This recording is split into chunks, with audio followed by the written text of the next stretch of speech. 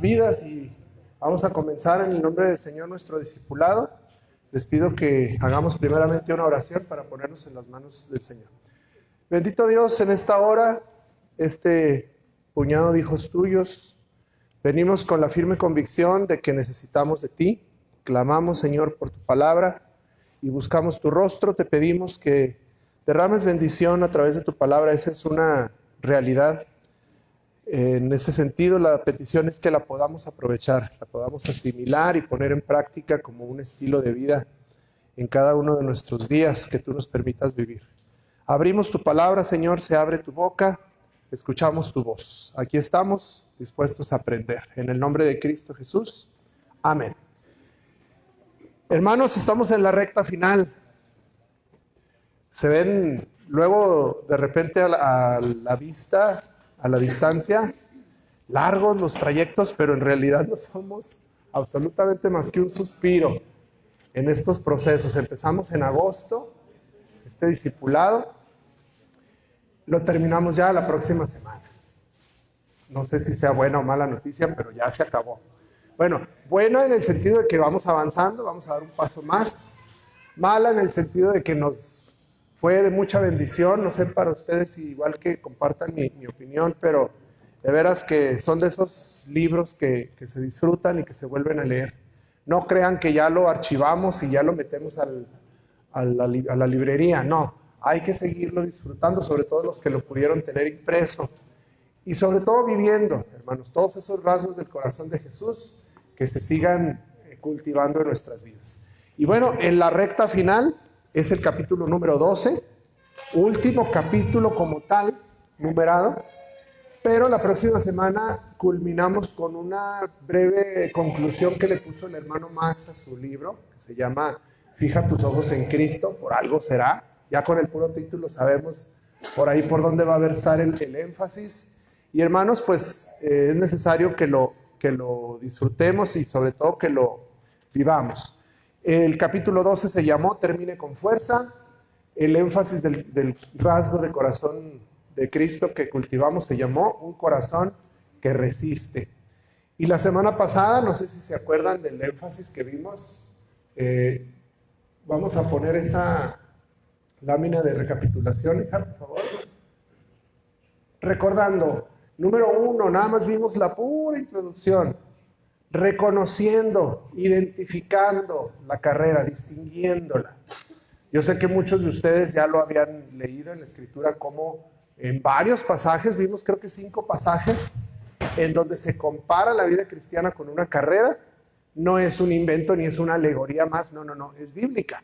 Sí, es una carrera de resistencia, y hasta nos cansamos viendo a ese pobre hombre, toda la clase estuvo corriendo, ¿verdad? ¿Y cuánto fue? 1 hora. ¿Cuánto duran los maratonistas? 2 horas. ¿Cuánto dura la carrera de la vida cristiana? Una vida. ¿Sí? Años. ¿Y cómo nos cansamos? Pues a las primeras, a veces a los 5 años, a veces a los 10 años. Vimos varios ejemplos de cómo varios corredores a nuestro lado dejan de correr. Los rebasamos y de repente ya no se les ve ánimo, la cara cansada, los brazos caídos, las piernas rotas, los pies ampollados, de no sostenerse en la carrera. Algo nos faltó. A veces nosotros somos ese corredor, vemos que nos rebasan y necesitamos una palabra de aliento, una palmadita de ánimo. Y luego vimos que luego en las carreras hay gente a los lados, ¿verdad?, que nos echa porras, que nos alienta. Pero por lo general los creyentes tenemos a nuestro alrededor esa gran nube de testigos. No es tanto que sean nuestros apoyadores, sino nuestros detractores. Generalmente vivimos en un mundo en el cual no hay ningún aliciente humano para seguir adelante. Si no es el Señor el que nos sustenta, la gente solo nos echa basura. ¿Se acuerdan de ese capítulo? Y nosotros hay que encontrar el oro dentro de esa basura. Bueno, pues esa fue una breve recapitulación de lo que vimos en la clase anterior. Hoy nos vamos al número 2, que va a ser resistir en la carrera. Y como base bíblica volvemos a tomar Hebreos 12, del 1 al 3. Y lo vamos a recordar. Lo tienen ustedes en pantalla en Nueva Biblia de las Américas. Yo se los voy a leer Pues es la misma. En este caso es la misma. Acá traigo NBI cuando sea necesario. Vamos a recordar lo que nos dijo el autor de Hebreos en este pasaje que dice: por tanto, puesto que tenemos en derredor nuestro tan grande nube de testigos, despojémonos también de todo peso y del pecado que tan fácilmente nos envuelve, y corramos con paciencia la carrera que tenemos por delante, puestos los ojos en Jesús, el autor y consumador de la fe, quien por el gozo puesto delante de él soportó la cruz, despreciando la vergüenza, y se ha sentado a la diestra del trono de Dios. Consideren pues a aquel que soportó tal hostilidad de los pecadores contra él mismo, para que no se cansen ni se desanimen en su corazón. Ahí está implícita la carrera, está implícito el estado de ánimo que muchos vamos a experimentar, si no es que estamos ahorita a lo mejor sumidos en ese declive. En las carreras de repente nos ponen subiditas y ¡ay, qué difícil! A veces hay bajaditas y hasta en automático nos vamos. Aquí en la laguna no batallan porque todos estamos bien planos, ¿verdad? No tenemos ninguna cuestita. Por eso se vienen tantos corredores al maratón de aquí, porque está completamente llano, pero váyanse al de Monterrey, al de México, al de Chihuahua, y son cuestas, ¿verdad? Entonces, a veces vamos a flaquear en la vida cristiana, en la carrera de la fe. A veces nos vemos completamente rebasados por la prueba. Y hay circunstancias en las cuales nos tenemos que afianzar de la palabra de Dios para seguir adelante. Bueno, pues eso, hermanos, lo vamos a utilizar precisamente con el punto número 2, el ejemplo que Jesús nos dio para resistir en la carrera. Nuestro Señor, nuestro bendito Salvador Jesús, tuvo infinidad de momentos, los hemos estudiado en varias ocasiones en este discipulado. Recuérdenlo cuando vimos la doctrina del infierno, cómo Él se sobrepuso a todo eso.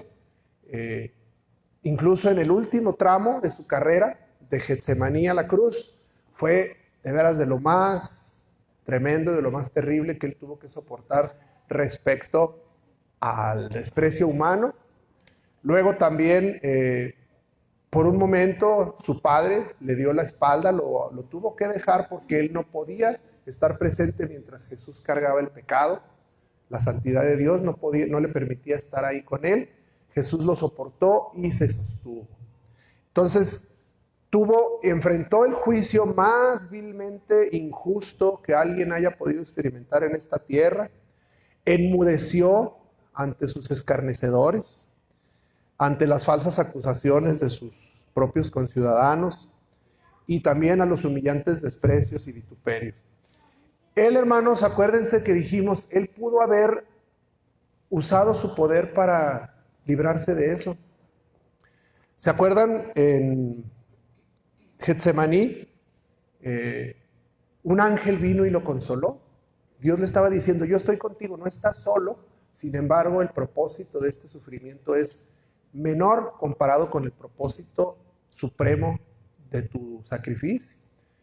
Él pudo haber, incluso cuando le dijo a Pedro, cuando le cortó la oreja a Malco, ¿se acuerdan? Le dijo, ¿tú crees que yo no puedo ahorita orar a mi Padre y Él me mandaría legiones? Él lo pudo haber hecho. Incluso cuando la creación gime a la hora de su crucifixión, acuérdense que hay oscuridad, tiembla la tierra, se abrieron los sepulcros, la naturaleza estaba contenida, dispuesta a explotar y a hacer que murieran todos los que lo estaban matando injustamente. Sin embargo, hasta la misma naturaleza se contuvo. ¿Qué queremos decir con esto? Él, así como su padre, resistieron. No solamente Jesús resistió el castigo físico, sino sobre todo, y en eso quiero hacer el énfasis en este punto, resistió la tentación, por decirle de alguna manera, el impulso, mejor dicho, resistió el impulso de utilizar su poder divino que lo tenía y que su padre le hubiera oído para librarse del martirio. ¿Por qué? Por puro amor a nosotros, porque si él hubiera optado por un plan B, ¿qué sería de nosotros? ¿Sí? No tendríamos esa certeza y esa seguridad de nuestra salvación. Ese es el carácter del corazón de Jesús que más sorprende. Poder en contención. ¿Por qué? Por amor. No porque no pudiera, no porque no quisiera, es porque nos amó a tal extremo de soportar.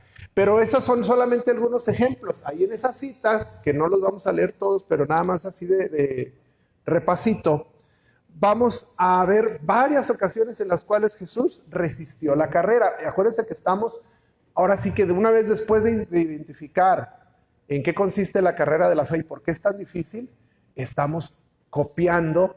Ojalá que fuera tan sencillo como copiar y pegar, ¿verdad? No, estamos viendo el ejemplo de Jesús para tratar de inculcarlo en nosotros, que tuviéramos esa misma capacidad de actuar como Él actuó para nosotros poder resistir la carrera. O díganme, ¿quién está sobrado? No, hermano, a mí échenme otros 10 kilómetros, yo voy bien, voy sobradito. ¿Verdad que no? Ya vamos al límite. Yo creo que todos, al igual que un servidor, sentimos que ya, Señor, no podemos más. Por eso todos los días clamamos por su sustento, por su misericordia. Bueno, vamos a ver, Lucas 4 del 1 al 13 es una cita un poco larga, pero nada más hacemos énfasis en esto. Es el pasaje donde Jesús es tentado en el desierto. Acuérdense que inmediatamente después de haber sido bautizado, es llevado por el Espíritu, dice el pasaje literalmente, Jesús lleno del Espíritu, volvió del Jordán y fue llevado por el Espíritu en el desierto, por 40 días siendo tentado por el diablo. Y no comió nada durante esos días, pasados los cuales tuvo hambre. Entonces el diablo le dijo, si eres hijo de Dios, dile a esta piedra que se convierta en pan. Jesús le respondió, escrito está, no solo de pan vivirá el hombre. El diablo lo llevó a una altura y le mostró en un instante todos los reinos del mundo. Todo este dominio y su gloria te daré, le dijo el diablo, pues a mí me ha sido entregado y a quien quiero se lo doy. Por tanto, si te postras delante de mí, todo será tuyo. Jesús le respondió una vez más, escrito está. ¿Sí? Dándole el crédito a su Padre, a Dios. Escrito está, al Señor tu Dios adorarás y a Él solo servirás. Entonces el diablo lo llevó a Jerusalén y lo puso sobre el pináculo del templo y le dijo, si eres hijo de Dios, lánzate abajo desde aquí. Pues escrito está, a sus ángeles mandará para que te guarden y en las manos te llevarán para que tu pie no tropiece en piedra. Jesús le respondió una vez más, escrito está, se ha dicho, no tentarás al Señor tu Dios. Cuando el diablo hubo acabado toda tentación, se alejó de él, esperando un tiempo oportuno. Hermanos, generalmente creemos, leyendo esta cita, porque no es la primera vez que la leemos, que durante los 40 días, con sus respectivas noches en que Jesús estuvo en el desierto orando y buscando a su Padre, el diablo lo tentó 3 veces y decimos, bueno, pues a lo mejor luego llegando le lanzó una tentación. Y luego se fue, unos 10 días después volvió, lo volvió a tentar, el Señor en base a la palabra resistió y otros 10 o 12 días después llegó y lo volvió a tentar. El Señor salió avante, salió airoso gracias a la fortaleza que Dios le dio. Creemos que fueron 3 eventos aislados. Sí, porque así lo menciona la Biblia. Hermanos, la Escritura es clara en afirmar que el diablo tentó, dice el versículo 2, por 40 días siendo tentado por el diablo. 40 días. ¿Sí? No es que viniera, se fuera, volviera a venir y se volviera a ir. Constantemente. 24/7, como luego dicen ahora. El diablo mantuvo un asedio constante, susurrándole al oído posibilidades alternas al plan divino. Mira, fíjate, por ejemplo, el hambre fue lo primero que lo atacó, ¿verdad? Sabía que la parte carnal es muy dada a eso. A cada paso, cada minuto, Satanás lo acosaba, lo tentaba, buscaba sembrarle dudas. Sí, pues ¿qué? ¿Para qué te desgastas en buscar la gloria del Padre? Pues llévatela tú, póstrate, adórame y yo te daré todo lo que está bajo mi poder, que es el mundo. Satanás es el príncipe de este mundo. El maestro lidiaba una guerra interna constante durante todo ese tiempo y supongo que durante todo su ministerio, no porque la Biblia no lo registre como tal, pero por supuesto que el diablo buscaba hacerle caer. Satanás lo acosaba, lo tentaba y Jesús así como lo vemos en este pasaje, se mantuvo firme en su carrera. Imagínese usted en esa situación. No hubiera tenido que gastar 3 cartuchos el diablo. Desde la primera, con el hambre, y díganmelo a mí, ¿verdad? Con el hambre nos hubiera doblegado. Vamos a suponer que hubiéramos sobrevivido a la primera tentación. La gloria. Dale, pues para ti todo. Tampoco no te mereces que te reconozcan. Pues si tú eres mucho más de lo que te consideran, nomás que ya ves cómo son la gente envidiosa, ¿verdad? Con eso nos hubiera doblegado. Quien hubiera llegado a la segunda. Ahora sí que como en las bases del béisbol, ¿verdad? Llegar a segunda, pues ya es ganancia. Bueno, pues suponiendo que hubiéramos pasado la segunda tentación, tercera tentación, pues no que Dios te cuida. Pues ándale, aviéntate, pues el Señor te va a cuidar, a sus ángeles mandará. Y mira, quedas en muy buen papel, la espectacularidad de un rescate de esa magnitud. No hubiéramos sobrevivido, hermanos. ¿Se imagina usted corriéndose en esta carrera, en esas condiciones?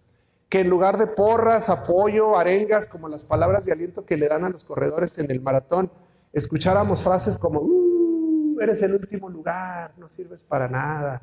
¿Qué haría un corredor en esa circunstancia que le estuvieran gritando eso, que le aventaran basura? ¿No te da vergüenza? Eso llamas correr. Córrele, gordo, para que adelgaces. Híjole. Yo creo que saldríamos llorando, ¿verdad? Mejor nos salíamos en la siguiente esquina y lo hiciéramos de esa manera. Ahora imagínese, bueno, ya se lo imaginó. Imagínese que esos que le gritaron eso son sus familiares y sus amigos. Su propia esposa, su propio hijo, su propio hermano o sus hermanos en la fe. Qué difícil, hermanos, eso lo vivió el Señor. Fueron sus propios conciudadanos, tal vez familiares, los que no lo aceptaron. Dice Juan 1, 10 y 11. Él estaba en el mundo y el mundo fue hecho por medio de él y el mundo no lo conoció. A lo suyo vino y los suyos no lo recibieron. En Lucas 4:14, inmediatamente después de lo del desierto, llega a la sinagoga. ¿Cómo llegó Jesús después de haber soportado la tentación y después de que Dios le dio la victoria sobre el diablo? Fortalecido. ¿Sí? Si no, imagínense lo que vivió después. Dice que se metió a la sinagoga y le dieron a leer el rollo de la ley. Acuérdense que en aquel entonces se leía un pasaje de un profeta, generalmente del Antiguo Testamento, porque el Nuevo Testamento todavía no existía. Y él leyó un pasaje de Isaías que dice: el Espíritu del Señor está sobre mí, porque me ha ungido para anunciar el Evangelio a los pobres, me ha enviado para proclamar libertad a los cautivos y la recuperación de la vista a los ciegos, para poner en libertad a los oprimidos, para proclamar el año favorable del Señor. Cerró el libro, lo devolvió y se sentó. Dice la Biblia, los ojos de todos en la sinagoga estaban fijos en él, a ver qué decía. Bueno, pues esas palabras donde dice Isaías en voz profética, dándole la palabra a Dios, ellos esperaban que él hiciera lo mismo. Dios dijo esto. Bueno, Jesús los sorprendió con estas palabras: hoy se ha cumplido esta escritura que han oído, porque yo tomo ese lugar. Él se estaba presentando ahí, prácticamente inicia su ministerio, diciendo que él es el que ha sido enviado por Dios para dar todo esto que leímos: libertad a los oprimidos, vista a los ciegos, etc. ¿Cómo recibieron sus conciudadanos ese anuncio? ¡Ay, bravo! ¡Qué bueno! ¿No? ¿Saben qué hicieron? Le dijeron, porque él mismo les dice: sin duda me van a decir, médico, cúrate a ti mismo. Esto es todo lo que oímos que se ha hecho en Capernaum, hazlo también aquí tú en tu tierra. En verdad les digo, les dijo Jesús, que ningún profeta es bien recibido en su propia tierra. Y todos en la sinagoga se llenaron de ira cuando oyeron estas cosas. No solamente no aceptaron su testimonio, no solamente no recibieron con buenos ojos, con beneplácito, el que él se anunciara como el enviado de Dios, sino que todavía lo refutaron y le recriminaron el hecho de que él ya sabía que no iba a ser bien recibido por sus propios conterráneos. Nadie es profeta en su tierra. Entonces se levantaron Echaron a Jesús fuera de la ciudad, lo llevaron hasta la cumbre del monte sobre el cual estaba edificada su ciudad para tirar a Jesús desde allí. Lo querían arrojar por el desfiladero. Pero él, una vez más, dándole Dios la victoria, pasando por en medio de ellos, se fue. ¿Sí? Fíjense, los vamos acumulando. Juan 7:12 dice, había mucha murmuración entre la gente acerca de él.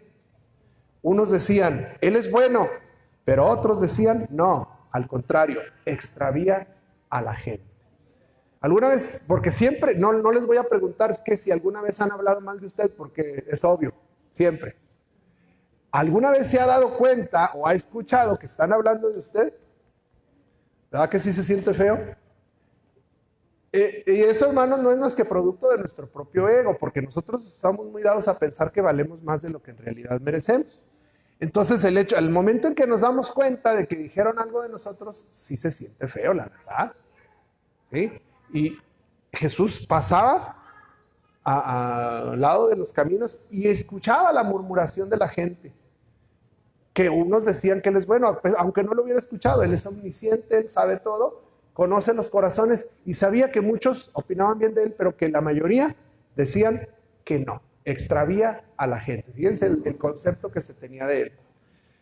Ya a estas alturas de la carrera, yo no sé cuántos kilómetros serían en la alegoría de nuestra carrera, ya hubiéramos dicho, no, ¿para qué me esfuerzo? ¿Para qué? Ve nomás, la gente no me cree, no tengo ninguna credibilidad.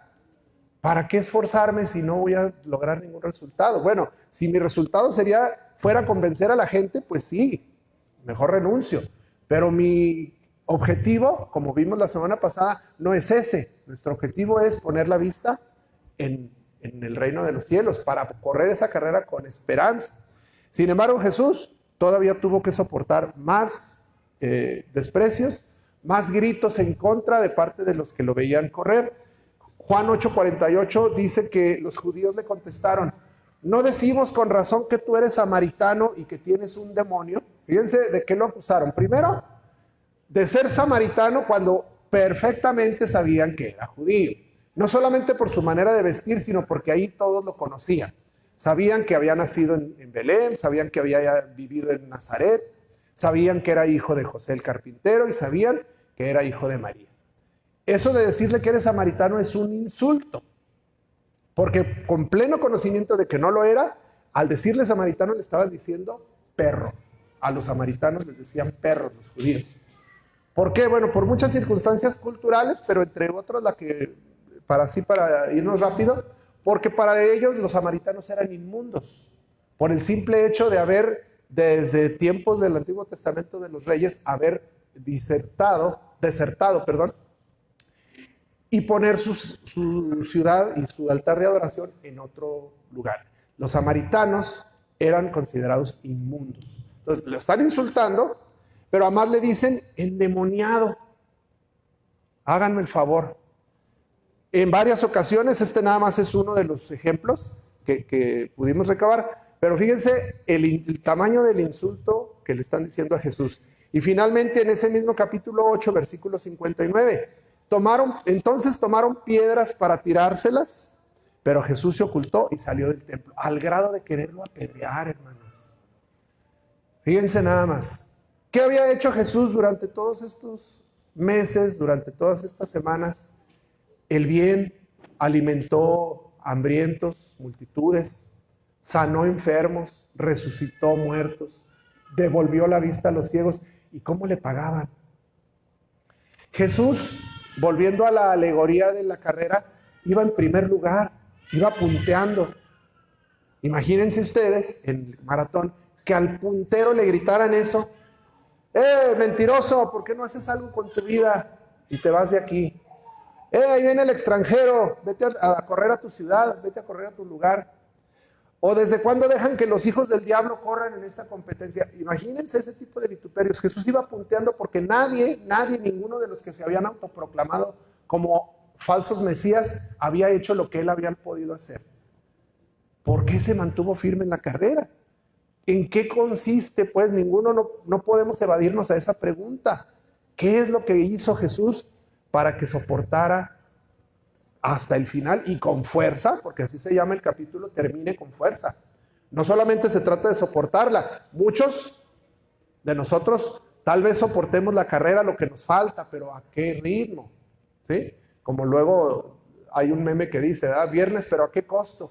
Pues sí, llegamos al viernes, pero que parece que no nos levantamos. Bueno, imagínense la carrera completa, la carrera de la fe. ¿En qué condiciones la estamos terminando? Jesús la terminó con fuerza. Entonces, por eso, hermanos, es necesario que veamos su ejemplo. Él resistió la carrera, pero no solamente el ritmo extenuante del trayecto. Al final de la carrera, hermanos, como lo hemos visto también en clases anteriores, resistió mucho más. Y vamos a hablar específicamente de su última etapa, ya cuando estuvo en la cruz. Tercer punto, resistir la vergüenza. No solamente la carrera, sino la vergüenza de que todos los que lo veían pasar, de todos los que lo escucharon, no solamente no le dieron su lugar, sino que además lo humillaron y lo vituperaron. Volvemos al pasaje de Hebreos 12, pero fíjense bien, ahí estoy resaltando en rojo y con negritas el énfasis que le vamos a dar a este punto. Versículo 2, esto lo hacemos al fijar la mirada en Jesús. ¿Qué cosa? Correr. Bueno, vámonos otra vez desde el 1, porque no quiero que perdamos el hilo. Por lo tanto, ya que estamos rodeados por una enorme multitud de testigos de la vida de fe, quitémonos todo peso que nos impida correr, especialmente el pecado que tan fácilmente nos hace tropezar, y corramos con perseverancia la carrera que Dios nos ha puesto por delante. Ok, el autor de Hebreos nos está diciendo eso. Corramos con perseverancia, no se canse, ánimo. Es su manera, así a la distancia y al tiempo que ha transcurrido desde que él lo escribió, es su manera de darnos ánimos. Sentimos unos aplausos, unas palmaditas en el hombro de parte del autor de Hebreos. Córrale, mijo, no se me desanime. ¿Sí? Ahora, esto lo hacemos no en base a las palmaditas, no en base a las porras ni a los aplausos, al fijar la mirada en Jesús. ¿Ven por qué el primer punto fue veamos la resistencia de Jesús? Y el segundo, seguimos hablando de eso, fijar la mirada en Jesús. En esta versión dice, el campeón que inicia y perfecciona nuestra fe, debido al gozo que le esperaba. En esa, que es Biblia de las Américas, dice, puesto los ojos en Jesús, el autor y consumador de la fe. ¿Por qué lo compara con el campeón? Autor es el que la comienza, consumador es el que la consuma. ¿Sí? De principio a fin, él la resistió, la corrió y la ganó. Por eso aquí le pone el campeón, es NBI. El campeón que soportó, que inicia y perfecciona nuestra fe debido al gozo que le esperaba. Jesús soportó la cruz, es donde está resaltado ya, ¿verdad? Jesús soportó la cruz sin importarle la vergüenza que ésta representaba. Hubo un vituperio previo, hubo malos tratos y malas experiencias durante todo su trayecto, pero en la cruz, hermanos, por eso el autor de Hebreos se preocupa en hacer esta diferenciación. Hubo vergüenza. Y esa es la misma palabra que persiste en la mayoría de las versiones. Él soportó la cruz sin importarle la vergüenza que ésta representaba. Ahora está sentado en el lugar de honor junto al trono de Dios. Piensen en toda la hostilidad que soportó por parte de pecadores. Vergüenza y hostilidad. No hace falta que busquemos el diccionario para saber lo que eso significa. Todos la hemos sentido, todos la hemos experimentado y vamos a compararla un poquito. A ver, vamos a hacer este ejercicio. Perdónenme si los hago recordar algún momento amargo, pero trate usted de desempolvar de su memoria el momento más vergonzoso de su vida. No me lo va a decir, no se preocupe. Y perdón por, como les digo, a lo mejor ya lo habíamos olvidado, pero bueno, el autor nos pide que hagamos este ejercicio. El momento más vergonzoso que hayamos vivido. ¿Ya? Al grado de que sea inconfesable. De que aunque yo se lo pregunte y se lo ruegue y se lo suplique, usted no me lo va a decir, pero usted lo sabe. Todos lo tenemos, todos lo hemos vivido. Ahora imagínese que alguien tomó un video de ese momento y que de repente decide publicarlo.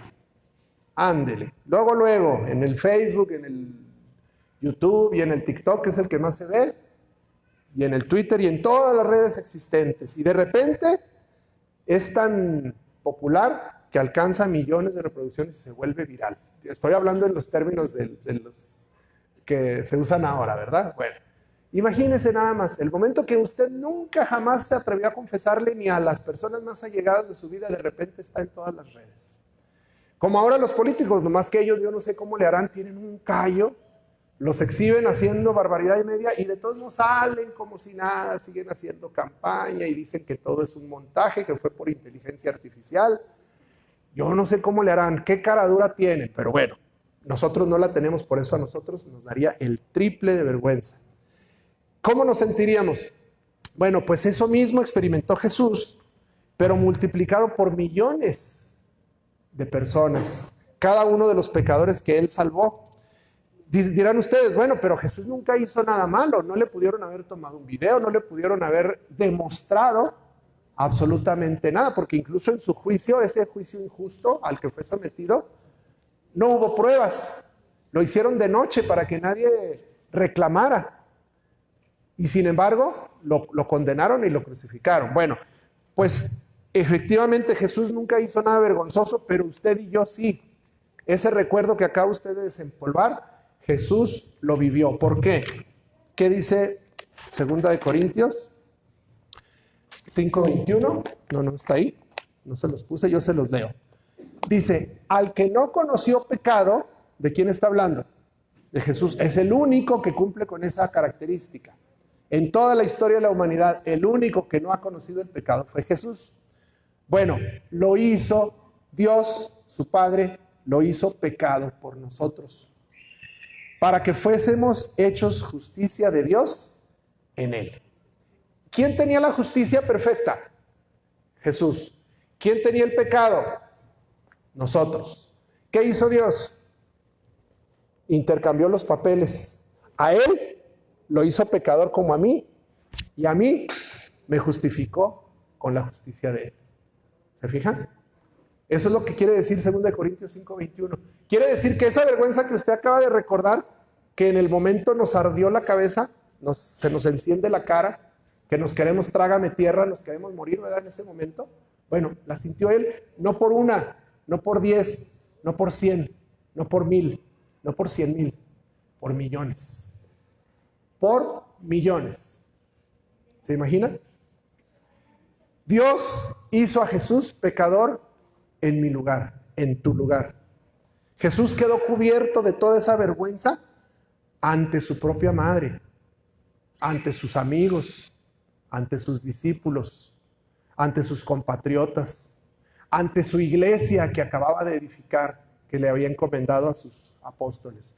Peor aún, entre todos quienes se mofaron de él durante 3 años y medio y le decían que era un falso y que era un hereje y que era un mentiroso, y que ahora decían, ven cómo tenía razón. Ellos, seguramente todos los escribas, todos los fariseos, todos los que vivieron en ese tiempo, le dijeron a sus hijos, miren, vean ese hombre, ven en qué situación tan lamentable y tan deplorable está. Eso le pasa por hereje y eso le va a pasar a todos los que sean blasfemos como él. En ese momento, hermanos, esa vergüenza ante sus detractores. Pero toda esa vergüenza humana, todavía hay más. Dirán ustedes, ya no se puede más. Todavía hay más. ¿Saben por qué? Porque la principal y mayor vergüenza que Jesús experimentó, la sintió con su Padre. ¿Se acuerda cuando usted hacía algo malo cuando era niño? Con los amigos, pues se sentía feo. Con el maestro, con los adultos, se sentía feo. Pero ¿dónde es donde más le dolía? Ay, ya nomás que se entere mi mamá. Y sobre todo en nuestros tiempos que sí nos daban, ahora ya no les dan. Ni nalgadas, ya hasta las palabras los insultan. Pero en nuestros tiempos que sí nos arrimaban tierrita, hermanos, ¿verdad que sí nos daba vergüenza? ¿Con quién nos daba más vergüenza? Con papá y con mamá.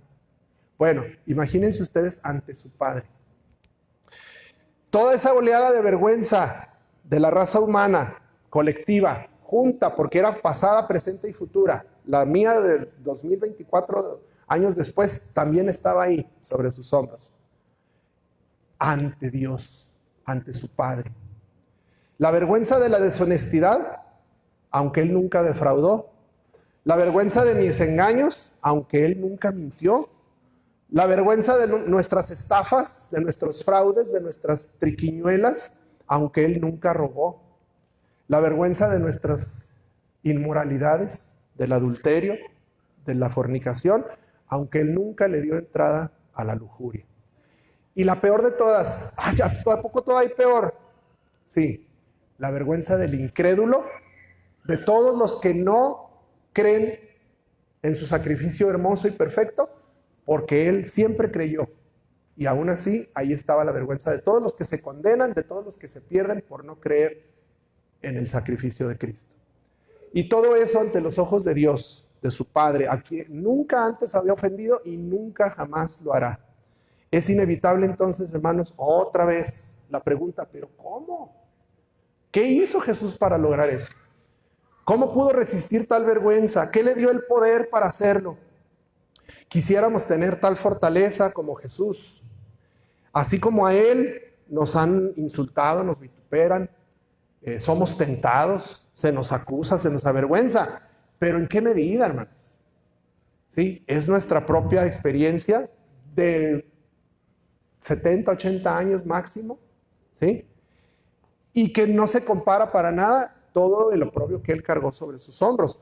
Pero nosotros, aún así, con lo poco que somos tentados y probados, nos rendimos y abandonamos la carrera. ¿Cómo entonces podemos seguir corriendo como lo hizo Jesús ante nuestra limitada carga en nuestra carrera de la fe? ¿Cómo pueden nuestros corazones tener la fortaleza que tuvo Él? Pues en ese mismo pasaje está la respuesta. 4. La recompensa. Ahí está la clave. El gozo puesto delante de Él. Nada más cambiaron algunas frases. Es el mismo pasaje, pero ahí mismo está la respuesta. Versículo 2, Hebreos 12:2. Esto lo hacemos al fijar la mirada en Jesús, el campeón que inicia y perfecciona nuestra fe. ¿Cómo le hizo? Debido al gozo que le esperaba. Jesús soportó la cruz sin importarle la vergüenza. Ya vimos lo de la vergüenza. Me regreso a una frasecita y ahí está la clave. El gozo puesto delante de Él le dio la fuerza. A ver, ¿qué quiere decir eso? Interprétamelo, porque no entiendo. ¿Cómo puede estar gozoso colgado de la cruz? ¿Cómo puede sentir gozo con toda la vergüenza humana en ese momento depositada sobre Él? ¿Puede haber gozo en esas circunstancias? Tenemos gozo cuando se burlan de nosotros. Tenemos gozo cuando nos insultan, cuando nos vituperan, cuando nos discriminan. ¿Cómo es posible, hermanos? En este pasaje, ya pasó el capítulo del cielo y del infierno, pero en este pasaje, una vez más, no lo pudimos poner en ese momento porque efectivamente ahí no dice cielo, ahí no dice paraíso, ahí no se habla de las calles de oro, ahí no se habla del mar de cristal, ahí no se habla de la cena, de las bodas del Cordero, ¿verdad que no? Ahí está presente el cielo, hermanos. Es más, probablemente sea el pasaje más impactante que tenemos de la Escritura acerca del cielo. ¿Dónde? Cuando dice que con los ojos de la fe podemos percibir el gozo que le esperaba. Jesús, recordemos, que no le era desconocido el cielo. Él es la única persona, el único ser que ha vivido en este mundo, que conoció el cielo antes de venir a la tierra. Nosotros somos al revés, nosotros estamos por un tiempo limitado, 70, 80, 90 años en la tierra y sabemos por fe y con la esperanza viva que tenemos en Cristo Jesús que algún día estaremos en el cielo. ¿O quién no? ¿Sí? Entonces, algún día escucharemos los amenes. Bueno, estaremos en su presencia, en la gloria y lo sabemos por fe en la certeza que Cristo nos ha dado. Pero Cristo lo hizo al revés. Él, hermanos, ya moraba en la presencia de Dios antes de venir a cumplir su ministerio a la tierra. ¿Sí? Nosotros iremos cuando muramos, pero Él hizo exactamente lo contrario. Conociendo el cielo, disfrutando la gloria de su Padre, vino a la tierra a cumplir con su misión, con su propósito. Y durante todo su ministerio, desde aquella tentación de Lucas 4 que ya leímos, desde aquel Juan 1 que dice que los suyos no lo recibieron, desde aquella vez que lo quisieron apedrear, desde aquella vez que lo quisieron aventar por el desfiladero, ¿saben qué tenía en su mente y en su corazón? La gloria que le esperaba, el gozo de la presencia de su Padre, porque él sabía que su fidelidad de su Padre iba a ser perpetua, iba a ser eterna. Eso le permitió soportar la vergüenza que sufrió aquí en la tierra. Y además, complementariamente, luego de su sacrificio perfecto, ¿qué hizo Dios? ¿Qué dice Filipenses? Lo exaltó hasta lo sumo, le dio un nombre que es sobre todo nombre, puso al mundo por estrado de sus pies, para que delante de él se doble toda rodilla y toda lengua confiese que Jesús es el Señor. Fíjense todavía lo que le esperaba. O sea, ese gozo no se puede comparar con ninguna otra cosa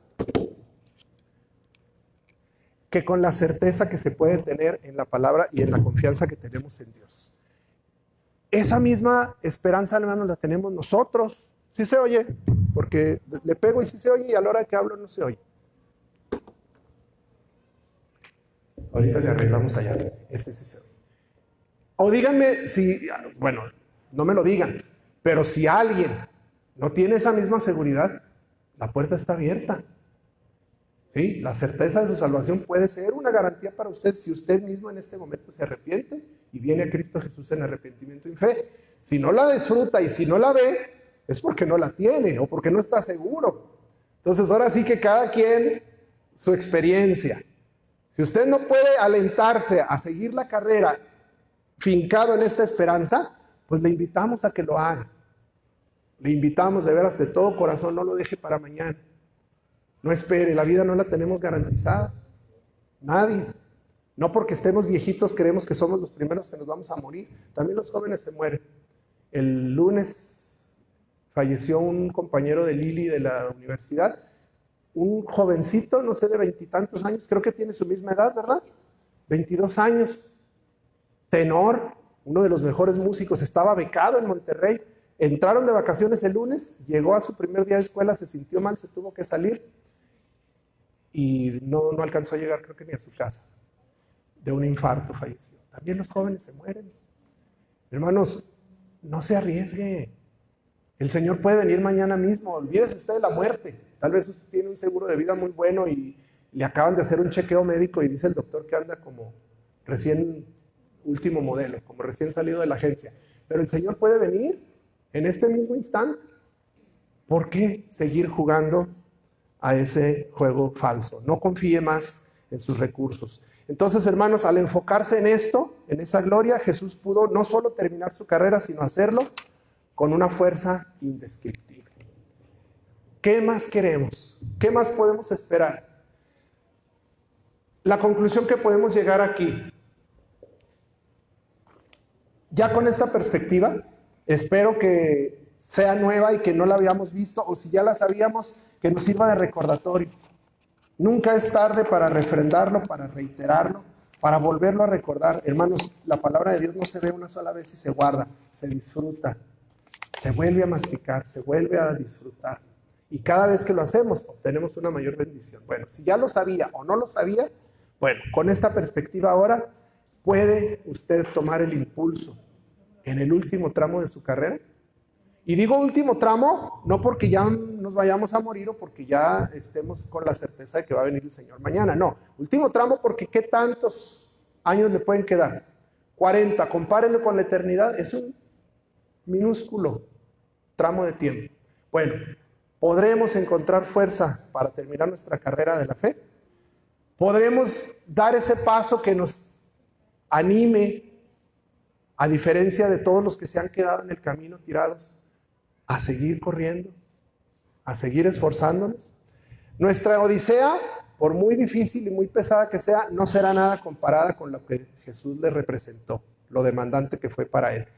Nosotros, fíjense, por principio de cuentas, nosotros ya no llevamos el yugo del pecado, ¿o sí? ¿O quién lo lleva? ¿Quién lo llevó?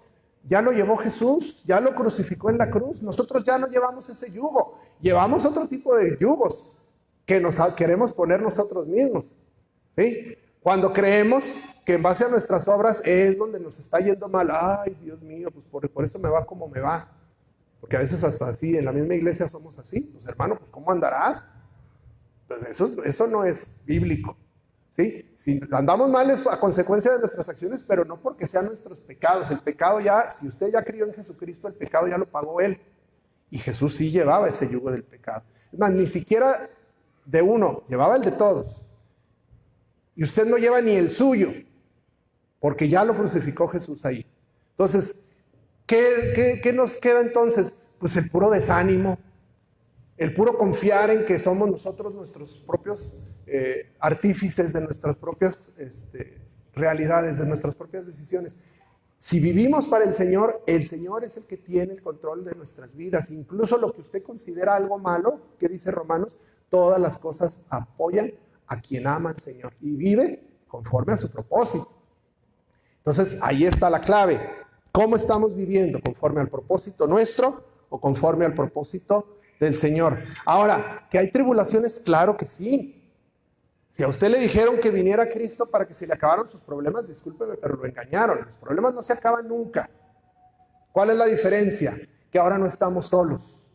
Que ahora nuestro ayudador, nuestro sustentador es el Rey de Reyes y Señor de Señores. Ese que hizo ese hermoso eclipse el lunes, que nos enchinó la piel, es el mismo que nos sustenta a nosotros, a quienes son sus hijos, a quienes deciden entregarle su vida y su corazón.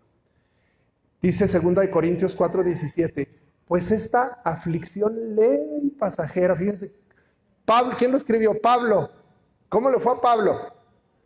Ahí hay un pasaje donde dice, miren, a mí me han azotado tantas veces, me han dicho esto, me han dicho lo otro, varias veces me han dado 39 azotes más 40 menos 1, 39 azotes. ¿Y cómo murió? Decapitado, perseguido, los últimos años de su vida encarcelado, en la cárcel más oscura, más fría y más cruel, con cepos en los pies. Y Pablo decía que era una leve tribulación, hermanos. ¿Quién ha estado en la cárcel así o quién ha sido azotado? Pues entonces la de nosotros no llega ni a leve. Es una tribulación, claro que sí. Y siempre he dicho, el problema más grande es el mío porque lo estoy viviendo yo.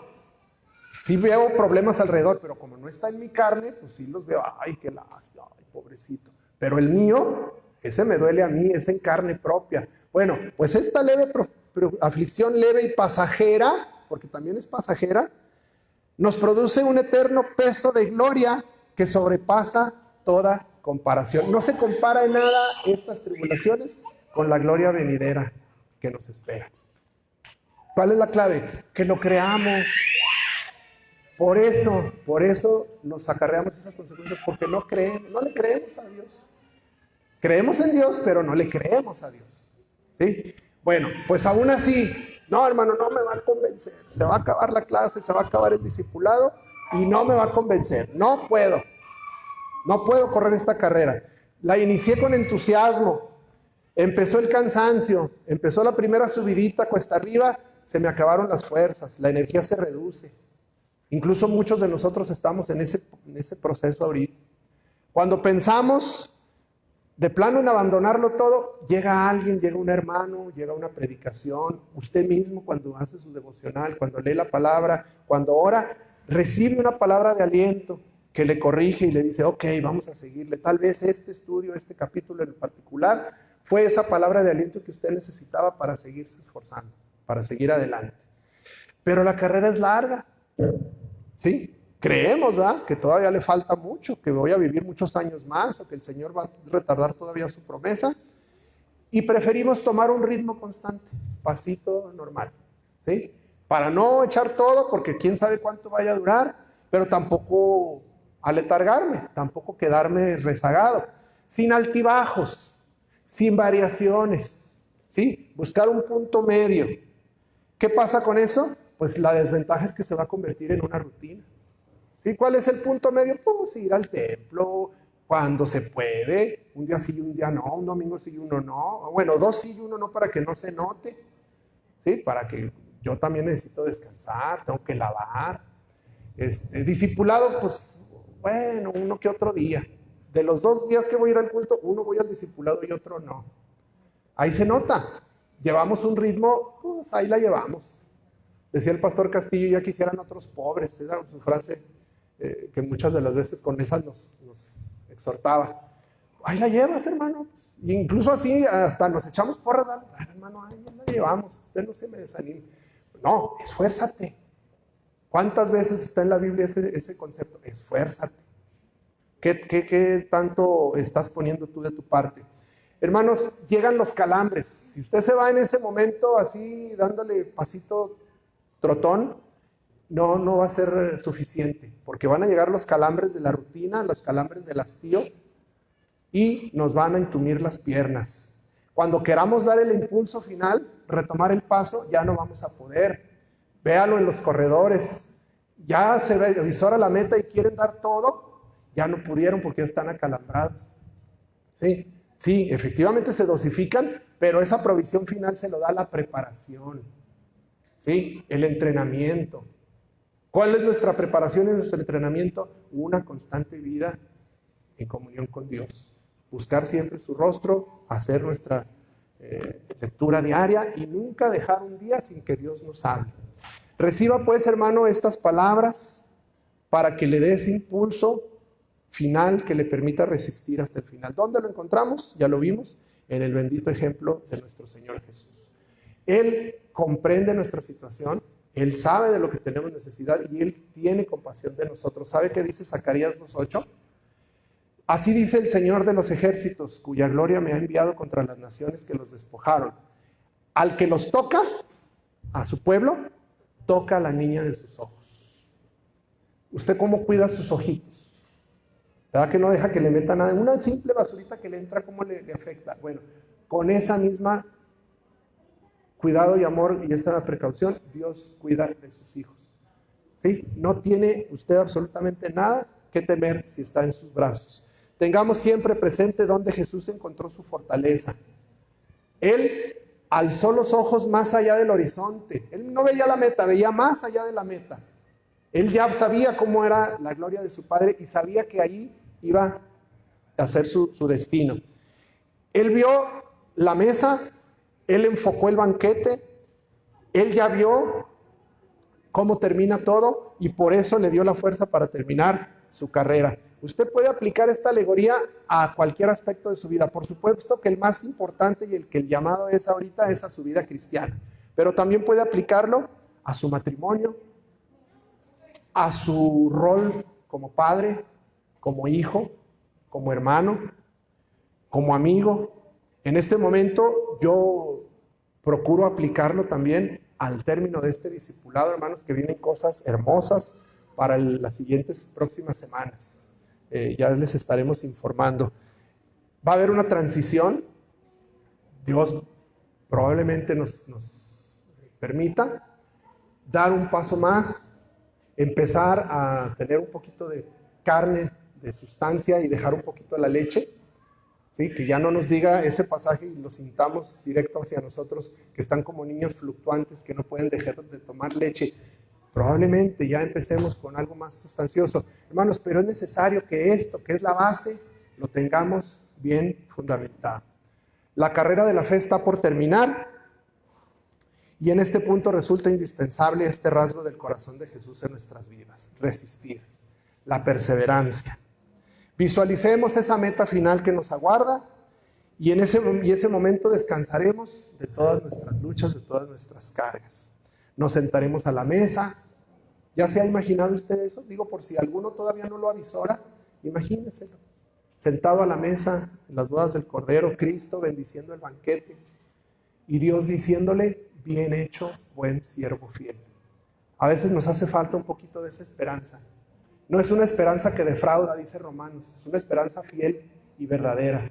No está afincada en cosas irreales, sino en toda la realidad del plan de Dios para nosotros. Mientras tanto, hermanos, alentemos nuestro corazón con estas palabras. Ese mismo pasaje de Hebreos 12 que nos sirvió el versículo 1, 2 y 3, más adelante en los versículos 12 y 13 nos da esta conclusión y esta doxología con la cual vamos a terminar nuestro estudio de hoy.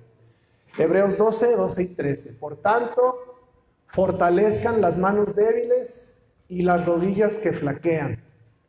¿Quién tiene las rodillas flaqueando ahorita? Bueno, qué bueno que nadie, pero yo sí.